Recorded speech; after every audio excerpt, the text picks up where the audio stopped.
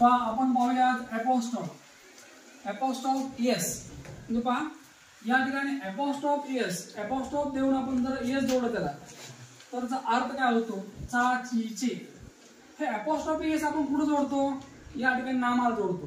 कोणत्या नामाला? विशेष नामाला, है की नाही? म्हणजे एखाद्या विशेष नामाला जर आपण अपॉस्ट्रॉफ एस जोडला पण तर याचा अर्थ काय होतो की मालकी दर्शनासाठी. काय दर्शनासाठी? मालकी. म्हणजे चा ची चे म्हणजे पहा त्याची बॅग, ठीक आहे, रामची बॅग, रामचे घर, रामचा कंपास म्हणतो आपण. हा पहा या ठिकाणी अपॉस्ट्रॉफ एस चा अर्थ काय होतो? टू इंडिकेट पोसेशन, मालकी दर्शनासाठी. मालकी आपल्याला दाखवायची असेल. पहा उदाहरण एक विशेष नाम आहे राम. काय आहे? राम. मी त्याला अपॉस्ट्रॉफ एस जोडला इथं. काय जोडला? अपॉस्ट्रॉफ एस. राम्स बॅग. याचा अर्थ काय झाला? रामची पिशवी. रामची पिशवी.